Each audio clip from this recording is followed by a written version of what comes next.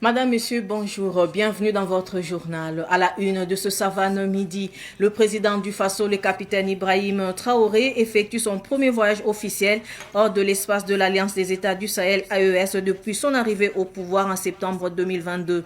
Le capitaine Ibrahim Traoré est à Accra, au Ghana, pour l'investiture du président John Dramani Mahama, élu le 7 décembre 2024.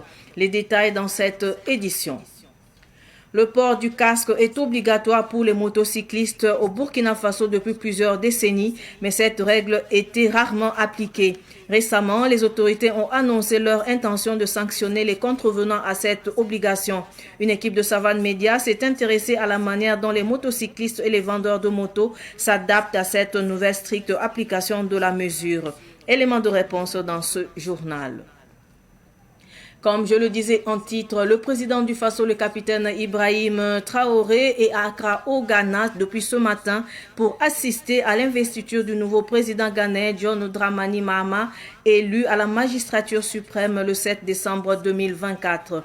Le capitaine Ibrahim Traoré a été accueilli à sa descente d'avion par les autorités ghanéennes et une communauté burkinabé mobilisée. Il a reçu un chaleureux accueil marqué par des slogans en son honneur.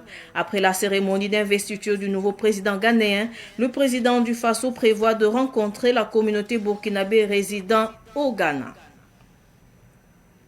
Le Premier ministre appelle à une bonne gestion des ressources de l'État. Jean-Emmanuel Ouedraogo a invité ses collaborateurs à éviter la lenteur dans le traitement des dossiers.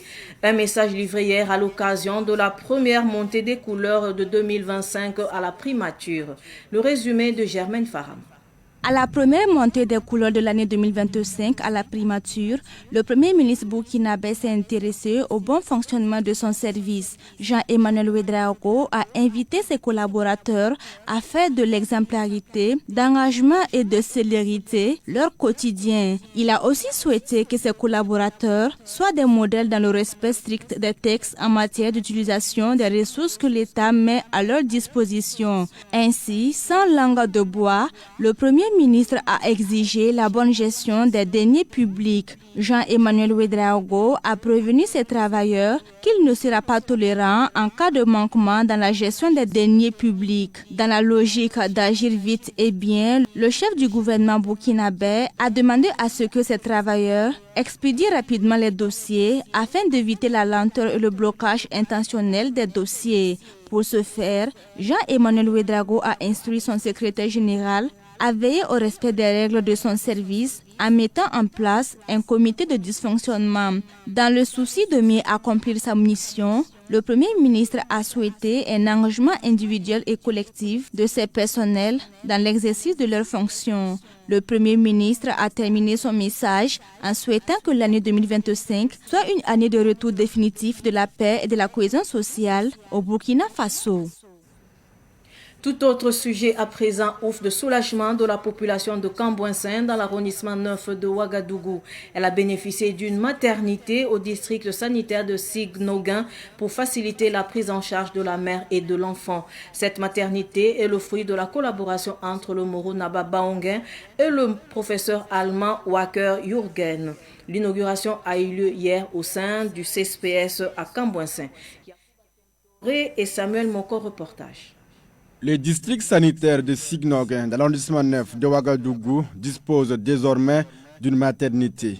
Une maternité qui vient normaliser le centre de santé et de promotion sociale CSPS de Wobregré, construit grâce à la coopération allemande.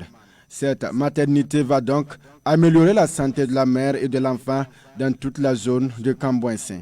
Ce CSPS avait besoin vraiment d'une maternité. Vous savez que la vie commence à la maternité et c'est important pour nous que cette formation sanitaire puisse bénéficier de cette maternité. Les femmes qui sont dans la zone sont les bienvenues. On pourra vraiment les prendre en charge et ça permettra vraiment de normaliser ce centre de santé qui va répondre également aux normes en ce qui concerne les structures de santé au niveau du Burkina Faso. Le CSPS est le fruit de l'amitié entre le Moro Naba Baogo et le professeur Wacker Jürgen, président de l'association Machine for Freien, gynécologue obstétricien allemand. Ce centre de santé et de promotion sociale, communément appelé coopération allemande, change en même temps de nom et devient CSPS pour la dignité de la femme. Je suis très content parce que l'idée de Sa Majesté pour donner le nom pour la dignité des femmes, c'est aussi mon motivation pour être gynécologue et obstétricien. Donc notre spécification de gynécologie et obstétricien, c'est seulement pour servir la dignité des femmes. Un centre de santé va beaucoup aider les populations environnantes. Surtout que vous le savez bien qu'il n'y a pas beaucoup de centres dans cette localité du secteur de l'arrondissement 9, à part Pôle 6. Donc je pense que ça va en tout cas beaucoup aider les populations environnantes de l'arrondissement 9. Le ministre en charge de la Santé, Dr Robert Lucien Jean-Claude Kargougou, salue l'amitié entre le Burkina Faso et l'Allemagne et invite les agents de santé à bien prendre soin des patients et de la nouvelle infrastructure de la maternité. Ce type d'intervention, d'actions qui sont mises en œuvre, cela ne peut que nous renforcer, nous, en tant que professionnels de santé, pour que nous puissions véritablement travailler de façon digne pour offrir des soins et services de santé de qualité aux populations. Et c'est tout le message que j'ai dû porter aux collègues agents de santé de ce centre, que je voudrais féliciter au passage, mais en même temps leur dire que les attentes restent nombreuses, qu'ils doivent véritablement travailler avec professionnalisme, qu'ils doivent être centrés sur les besoins des populations. À l'inauguration de la maternité, les autorités ont mis en terre un baobab, symbole de longévité. Le centre de santé de Ouobrégré a commencé en 2016 avec le dispensaire. Je le disais également en titre, depuis le 1er janvier 2025, le contrôle du port de casque est strict en circulation. La police et l'ONASER l'exigent chez les nouveaux acquéreurs de motos. Une mesure qui est accompagnée par l'obligation des vendeurs de motos de fournir à chaque achat un casque. Comment les vendeurs de motos et motocyclistes s'adaptent à cette mesure? Constat avec Cynthia Zungana et Uriel Lesoro. La mesure imposant aux vendeurs de motos de fournir des casques aux clients fait l'objet de contrôles stricts depuis le 2 janvier dernier. Cette mesure est bien accueillie dans quelques commerces de motos visités dans la ville de Ouagadougou. Les vendeurs affirment avoir anticipé cette obligation en incluant le prix des casques dans le coût global des motos. Un commerçant n'a jamais donné qu'un cadeau.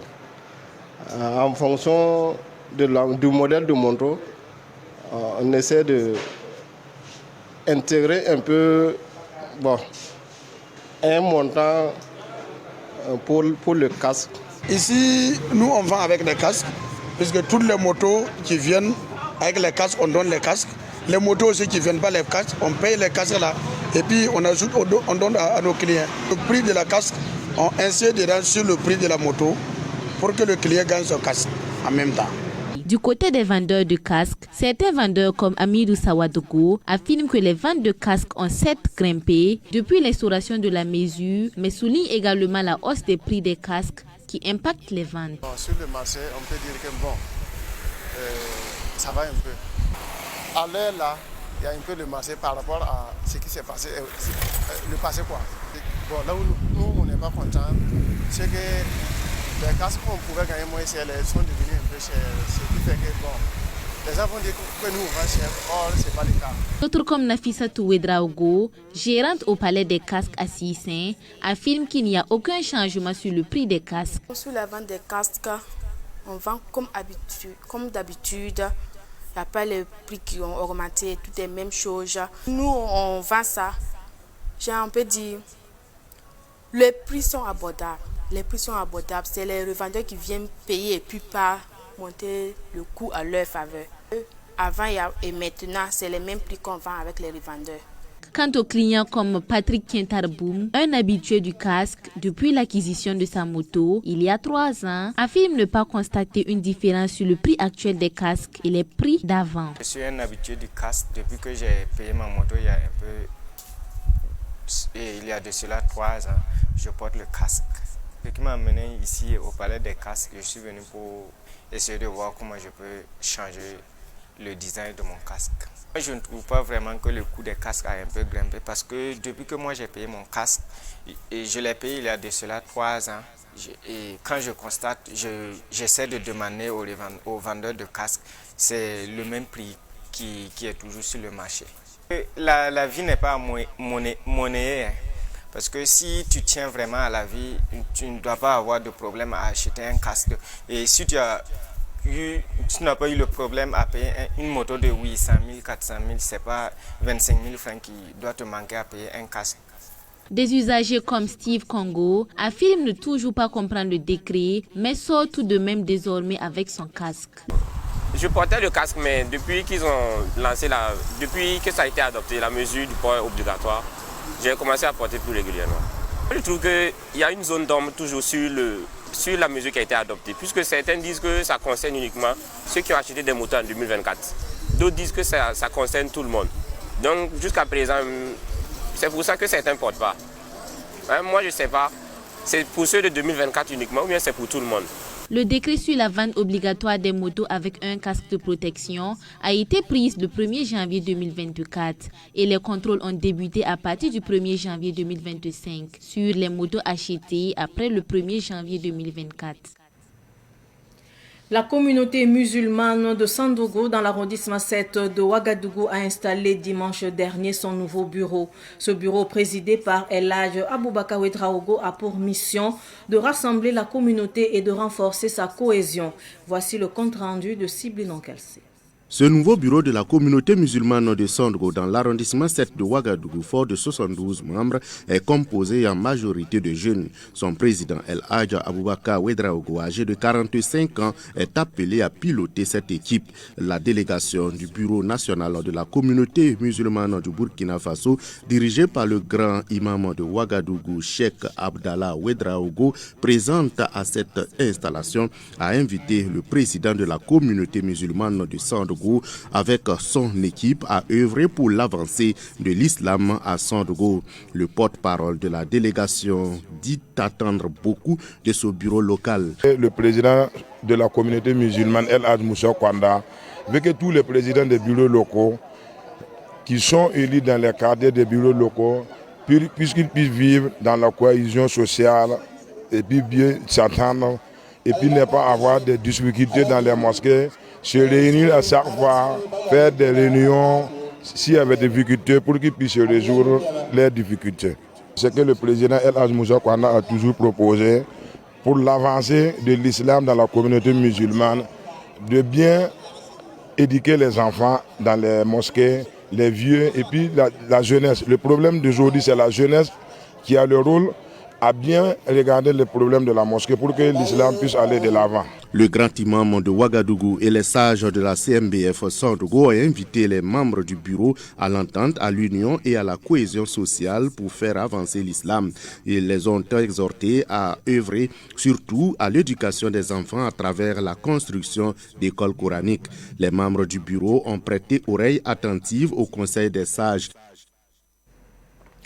Actualité sportive avant de clore ce journal. L'international burkinabé Franck Lassina Traoré a fait parler son cœur. Il a remis un jeu de maillot aux 16 clubs de la Ligue 1 et aux arbitres de football. La cérémonie de remise a eu lieu hier au siège de la Fédération burkinabé de football. Ruben Wilson Kojo nous en parle. 30 maillots, dont 26 pour les joueurs de champ, 30 bas, 20 chasubles et un lot de vêtements pour les abides constituent le geste de Franck Lassina Traoré. Pour le représentant du donateur, ce geste traduit la solidarité du sociétaire du Shakhtar Donetsk à l'endroit du monde sportif. Un geste apprécié à sa juste valeur par le président de la Fédération burkinabé de football. Si le joueur qui fait notre fierté a été formé par Raïmo FC, il faut reconnaître que vous avez tous contribué d'une manière ou d'une autre à cette formation. Le don de maillot à tous les clubs traduit bien cette conviction, une juste récompense au bienfaiteur d'hier. Dans sa générosité, il a même pensé à ceux-là même qui l'ont parfois sanctionné sur le terrain. Des arbitres à qui il donne 40 maillots. Les bénéficiaires remercient Franck Lassina Traoré pour ce geste. C'est vraiment salutaire et nous encourageons aussi et invitons d'autres aussi professionnels qui sont de bonne foi de vraiment suivre l'exemple parce que c'est à saluer vraiment. C'est l'une des premières fois comme ça que depuis aussi dans le football, que je vois un joueur prendre l'initiative de donner des maillots à des clubs de Ligue 1. Vraiment, on n'a pas de mots. On va souhaiter que Dieu bénisse Lassina Traoré. C'est un geste vraiment salutaire. C'est une fierté, surtout pour quelqu'un qui vient de Raimo, de faire ce geste. On le remercie, puis on le bénit pour sa carrière. Un geste très très salutaire, une première, vraiment qui est à saluer, parce que ça permet quand même vraiment faire de telle sorte que les équipes puissent quand même avoir des maillots. Parce qu'on en avait besoin réellement. L'Océanie Paré, le président de la commission centrale des arbitres, lance un appel aux autres professionnels burkinabés. On ressent de la joie, on ressent de la considération, en tout cas on ressent du respect pour les arbitres burkinabés. Parce qu'il faut le dire, j'ai été combien de temps sur la liste des arbitres au Burkina avec mon frère. On n'a pas encore connu un tel geste. Voilà, on a encore besoin du matériel électronique pour pouvoir en tout cas développer notre arbitrage. Je voulais faire allusion plutôt à la VAR. Nous n'en connaissons pas d'abord, mais nous souhaiterions, s'il y a de bonnes volontés, pour pouvoir nous aider à nous former, à former nos arbitres pour ça, ça va être bien. La valeur totale de ce don s'élève à 15 millions de francs CFA. C'est sur cette note sportive que s'achève cette édition d'information. Merci de rester fidèle au programme de Savane TV. Au revoir.